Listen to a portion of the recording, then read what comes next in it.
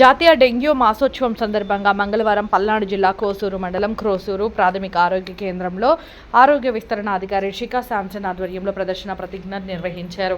ఈ సందర్భంగా వైద్యాధికారి డాక్టర్ రషాద్ మాట్లాడుతూ పరిసరాల పరిశుభ్రత ఆరోగ్యానికి భద్రత అన్నారు. ఈ కార్యక్రమంలో హెచ్ఎస్ శివుడు, staff nurse Anjamma, pharmacist Fatima, community health ఆఫీసర్లు, ఆరోగ్య ఆశా కార్యకర్తలు, సబ్ యూనిట్ ఆఫీసర్ బేగ్ తదితరులు పాల్గొన్నారు.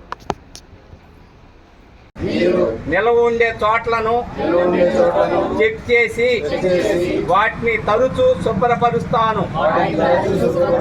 కూలర్లలో, ఫ్లవర్ వాటర్లో, టబ్స్లో నిల్వ నీటిని ఎప్పటికప్పుడు మార్చుతాను. చెక్, క్లీన్, కవర్ అనే 3 మూల సూత్రాలను పాటిస్తాను. చెక్, నిల్వ నీటిని గమనిస్తాను.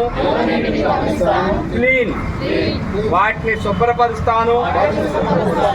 కవర్, నీటి నిల్వలకు మూతలు పెడతాను.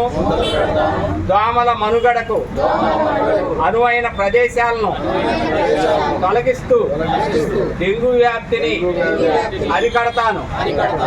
డెంగ్యూ లక్షణాలు గుర్తించినప్పుడు వెంటనే డాక్టర్ను సంప్రదిస్తాను.